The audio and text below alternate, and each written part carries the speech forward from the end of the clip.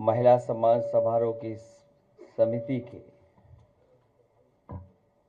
अध्यक्ष सुश्री आदरणीय वंदना मिश्रा जी को मैं बहुत बहुत धन्यवाद और आभार प्रकट करना चाहता हूं। साथ ही साथ उनके साथ जिन लोगों ने महत्वपूर्ण समय देकर के योगदान दिया है, डॉक्टर अलका, डॉक्टर प्रतिभा राज, सुश्री कांति सिंह जी, डॉक्टर पूनम उत्तम जी, सुश्री साफिया जी, और जिनके निर्णायक मंडल की वजह से हमें ये सभी लोग जिनको सम्मान मिल रहा है, जिनके प्रयासों से, जिनके लगातार खोजबीन काम करने की वजह से, मैं उनका भी विशेष धन्यवाद दूंगा। प्रोफेसर रूपरेखा वर्मा जी, सुभाषनी अली जी, मधु गुप्ता जी, मीरा वर्धन जी।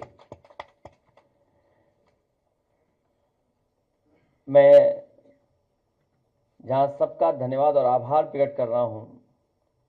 वहीं जिनको सम्मान मिलने जा रहा है, मैं उनका बहुत बहुत समाजवादी पार्टी के कार्यालय में स्वागत करता हूं। हालांकि ये कार्यक्रम 8 मार्च महिला दिवस के दिन होना था, लेकिन किसी कारण हम लोग उस दिन नहीं कर पा रहे थे। कार्यक्रम बदलने के बाद भी सभी लोग यहाँ पर उपस्थित हुए हैं। मैं उन सभी लोगों का बहुत बहुत आभारी हमेशा हमेशा रहूंगा। जहां महिलाओं की बात हो, और मेरे से पूर्व में सभी लोगों ने इस बात को कहा कि अगर समाज को और देश को देखना है तो वहाँ की महिलाएं, वहाँ की स्त्रियों की स्थिति क्या है, अगर उसकी जानकारी हो जाए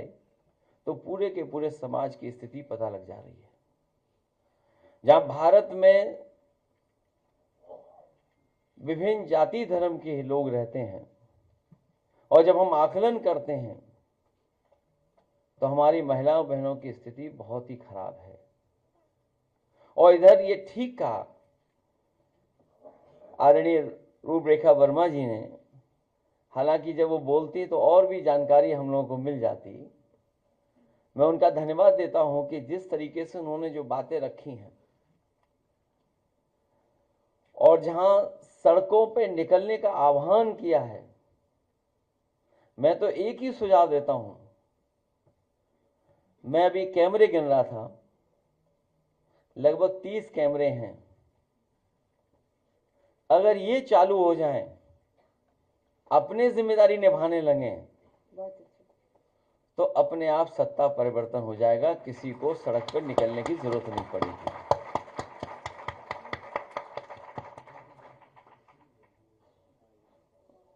वो परिस्थितियां, कारण, वो दबाव क्या है, उन चीजों में मैं नहीं जाना चाहता हूं।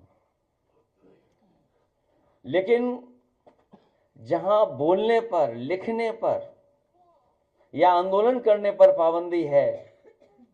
या झूठे मुकदमे लग जाते हैं, इतने दिनों में ये बात तो साफ हो गई है कि आने वाले समय में लोग बोलें न बोलें, लिखें न लिखें, लेकिन जब बूथ पर जाएंगे तो इस सरकार का पता नहीं लगेगा ये सरकार कहां चली गई है। क्योंकि जब हम आंकड़े देखते हैं, सबसे ज्यादा दुख, तकलीफ, परेशानी अगर किसी के ऊपर आई है तो वो आधी आबादी के ऊपर आई है। कहने को तो हम स्त्री का, नारी का, महिला का नाम पहले लेते हैं, पुरुष का बाद में लेते हैं, लेकिन जब हम समाज में देखते हैं कि महत्व किसको ज्यादा मिल रहा है, तो देखने को यह मिलता है कि पुरुष को ज्यादा महत्व मिलता है। और घर परिवार में कई बार यह भी सुनने और देखने को मिलता है कि अगर कोई रो रहा है, तकलीफ कर रहा है, परेशानी में है, तो लोग कहते हैं कि लड़कियों की तरह क्यों रो रहे हो। तो जब तक हम लोग ये सोच नहीं बदलेंगे, काम करने का तरीका नहीं बदलेंगे, तब तक शायद हम लोग कामयाब नहीं होंगे। एक मकसद हम लोगों का ये भी रहा इस कार्यक्रम के माध्यम से कि हम भरोसा दिलाना चाहते हैं कि आने वाले समय में जिस तरीके से पहले हम लोगों ने काम किया महिलाओं की सुरक्षा के लिए, महिलाओं के स्वास्थ्य को लेकर के, महिलाओं के सम्मान के लिए, महिलाओं की समृद्धि के लिए, आने वाले समय में जब कभी भी समाजवादियों को मौका मिलेगा पुनः हम लोग उन योजनाओं को और अच्छी तरीके से चला करके अपनी आबादी को न केवल सम्मान दिलाएंगे बल्कि समृद्धि और संपन्न बनाने के लिए भी आगे बढ़ने का काम करेंगे। जैसा पूर्व में कहा कि एम्बुलेंस, अस्पताल और 1090 वो महत्वपूर्ण योजनाएं थी। मुझे याद है कि जब 1090 की शुरुआत हुई थी तो बहुत लोग कंफ्यूज थे कि आखिरकार 1090 कितनी मदद कर पाएगी, लेकिन मुझे खुशी है इस बात की कि जब 1090 के माध्यम से बेटियों, महिलाओं और नारियों की सुरक्षा को लेकर के उनकी मदद करने का काम शुरू हुआ और उसके जब आंकड़े और जब उसकी चीजें बाहर आई अखबार और प्रेस के माध्यम से, तो मुझे याद है उस समय सुप्रीम कोर्ट ने भी तारीफ की थी और कहा था कि ये योजना जो चली है उत्तर प्रदेश समाजवादी सरकार में चल रही है, अन्य प्रदेशों को भी सीखना चाहिए कि 1090 के माध्यम से कितनी मदद हो रही है, कितनी सुरक्षा मिल रही है। और उसके बाद क्योंकि बहुत सारी घटनाओं में पुलिस का लोग इंतजार करते थे, थाने जाएं तो शायद वो बात नहीं सुनी जाती थी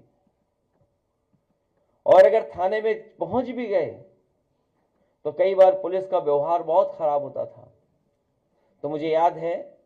प्रोफेसर वेंकट का साथ लेकर के उस समय चीफ सेक्रेटरी आलोक रंजन जी थे हमारे साथ, हम सब लोगों ने मिलकर के और आईपीएस जो सबसे अच्छे अधिकारी थे उनको उसमें शामिल कर करके दुनिया की जो सबसे बेहतरीन रिस्पांस सिस्टम जहां पर है न्यूयॉर्क NYPD पुलिस हेडक्वार्टर, वहां पर हम लोगों ने अपने अधिकारियों को भेजा था। NYPD गए, उसके बाद ह्यूस्टन की पुलिस का रिस्पांस सिस्टम देखा, उसके बाद सिंगापुर का पुलिस सिस्टम देखा और फिर उत्तर प्रदेश के लिए वो डिजाइन करने का काम हुआ और उस समय देश में सबसे बेहतर रिस्पांस सिस्टम अगर पुलिस को किसी ने दिया था और कई हजार गाड़ी देकर के पुलिस को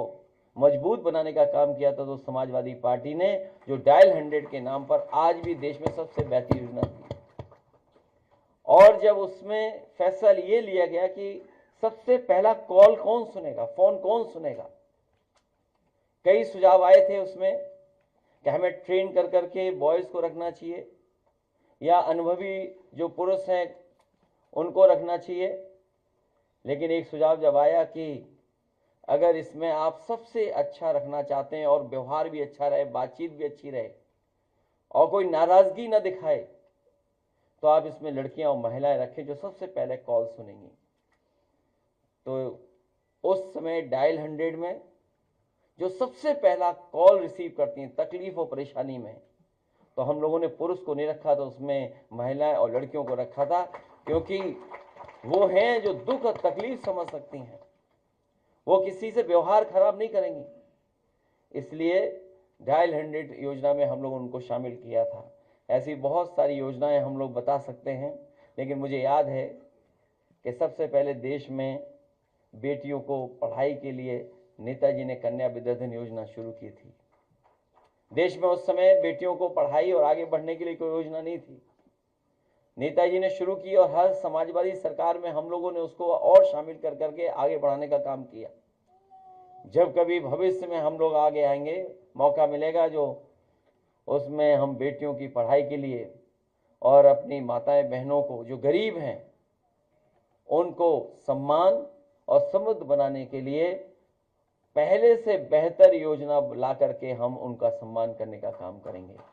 और तमाम योजनाओं के माध्यम से जो बहादुर बेटियां थीं या जो उत्कृष्ट काम करती थी महिलाएं,